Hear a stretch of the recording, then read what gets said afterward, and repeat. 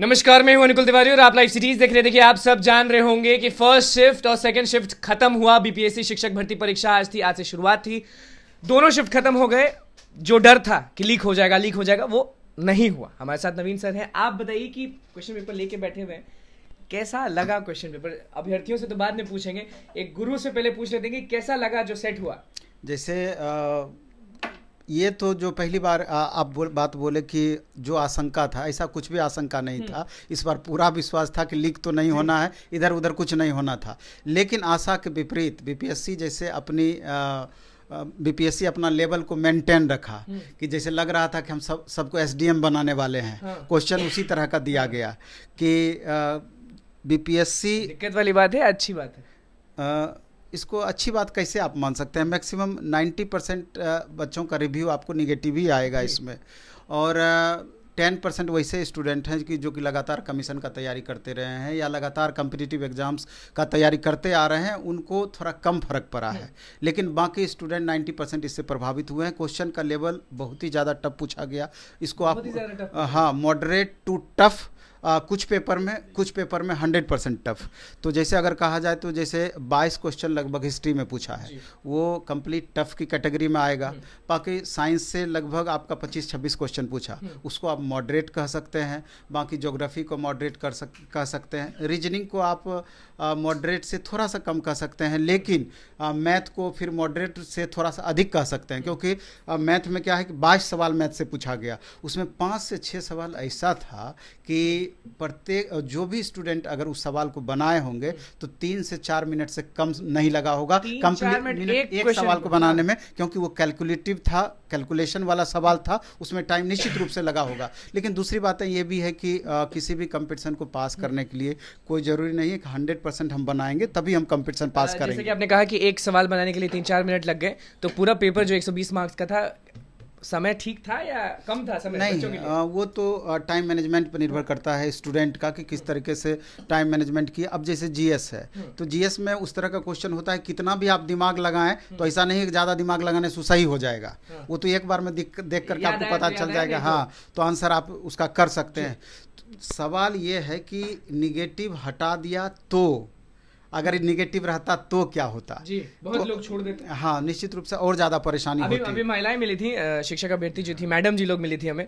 उनसे पूछे कि तुक्का कितना मारी हैं आप, तो 60% तुक्का मार दिए हैं, 50% तुक्का मार दिए हैं। निश्चित रूप से मारी होंगे। हम तो सेकंड सिटिंग का बहुत क्वेश्चन बेहतर तरीके से नहीं देख पाए हैं। हम तो फर्स्ट सिटिंग का क्वेश्चन देखे हैं। क्वेश्चंस दिखे आपको फर्स्ट सिटिंग में? हिस्ट्री से ज़्यादा उठपटांग था। बाकी क्वेश्चन मॉडरेट लेवल का था। कुछ क्वेश्चन टफ थे। ओवरऑल कहा जाए कि क्वेश्चन सेटिस्फैक्ट्री नहीं था। नहीं था। ऐसा इसलिए कि क्वेश्चन का लेवल, चूंकि ये बात समझना होगा ना कि हम क्या चीज़ का एग्जाम ले रहे हैं। हम ले रहे हैं प्राइमरी सेक्शन का एग्जाम, 1 to 5 का। क्वेश्चन अच्छा या खराब होता है लेवल के अकॉर्डिंग। अगर यही आप 9-10th का लेते या 11-12th का लेते इस तरह का क्वेश्चन, तो मान सकते थे कि चलिए लेवल आपका मैच कर रहा है 11-12th के मामले में। लेकिन 1 to 5 प्राइमरी लेवल में किसी भी तरीके से ये क्वेश्चन आपका उचित नहीं था। अब जैसे हम यहाँ टेस्ट ही लेते थे, तो आप भी टेस्ट का रिव्यू करने के लिए आते थे, तो बहुत बच्चों से आप पूछते थे तो बच्चे बताते थे कि नहीं, यहाँ का क्वेश्चन बहुत टफ दिया जाता है। तो जो टेस्ट हम लिए तो वो टेस्ट इसी हिसाब से एक तरफ से गया, क्योंकि नहीं जानते नहीं थे, लेकिन एक अंदाजा था कि बीपीएससी एग्जाम ले रही है कि मैं भी अपनी लेवल को बढ़ा करके दे सकती है। तो उसी अंदाजा में उसी हिसाब से क्वेश्चन जाता भी था। मैथ रीजनिंग मिला करके 30 से 40 के बीच में क्वेश्चन देते थे, तो 32 क्वेश्चन लगभग उससे पूछा गया। तो जो क्वेश्चन का रेशियो, अब देखिए हिस्ट्री की हम बात कर रहे हैं। हिस्ट्री में सिलेबस में लिखा कि भारतीय राष्ट्रीय आंदोलन, तो आप देखिए कि भारतीय राष्ट्रीय आंदोलन से कितने प्रश्न थे और बाकी पूरा हिस्ट्री मिला करके कितने प्रश्न थे। तो कहीं ना कहीं आप जो बोले उस पर पूरी तरीके से खरे नहीं उतरे, इसलिए करके भी छात्रों को बहुत ज्यादा परेशानी हुई है।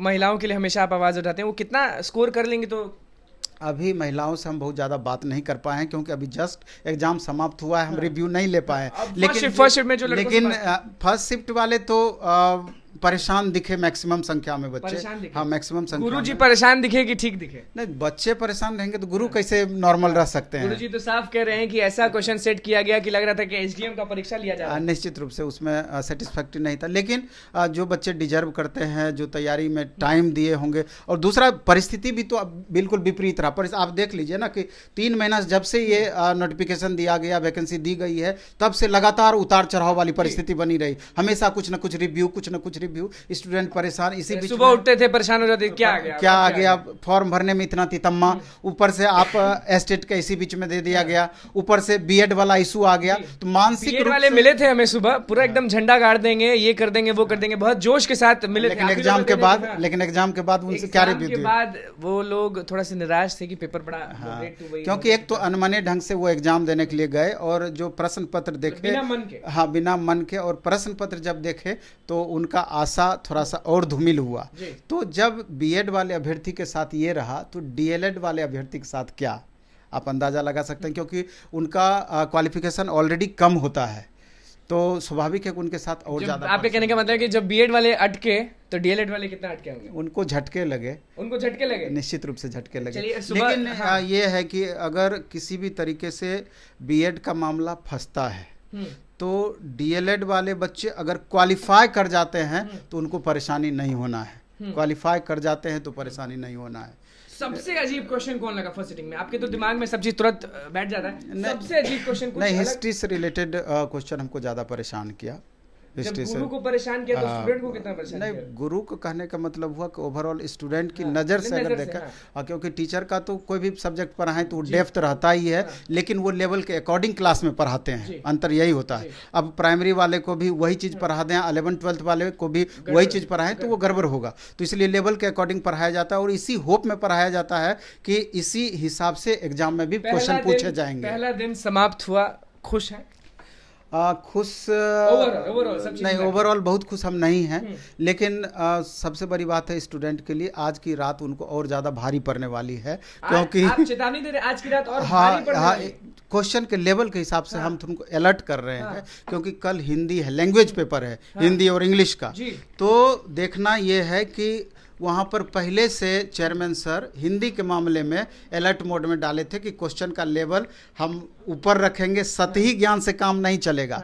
तो हो सकता है कि हिंदी का लेवल अगर थोड़ा सा ज़्यादा बढ़ा दे, जिस हिसाब से अब शंका उत्पन्न हो गई है, जगना पड़ेगा अभी उन लोग को। नहीं, थोड़ा सा रिविजन इस बीच में कर लेंगे, और तब देखेंगे कि चूंकि उसमें तो सिर्फ पास ही करना जरूरी है, लेकिन जितना आसान वो समझते थे अब उतना आसान रहेगा नहीं। चलिए, तो देखिए, फर्स्ट सिटिंग के बारे में बताए, सेकंड सिटिंग के बारे में भी बताए, और उतना खुश नहीं है नवीन सर जो हैं, वो खुश नहीं है। साफ इशारा कर रहे हैं कि कल का जो एग्ज़ाम होगा, पेपर जो होगा, वो टफ होगा, मेहनत करना पड़ेगा, रिवाइज करना होगा। और आज में तो खोल के बैठे हैं, आप देख लीजिए, सुबह से मुझे लग रहा है कि यही सब चीज़ देख रहे होंगे और हर चीज़ देख रहे होंगे, कैलकुलेशन चल रहा था।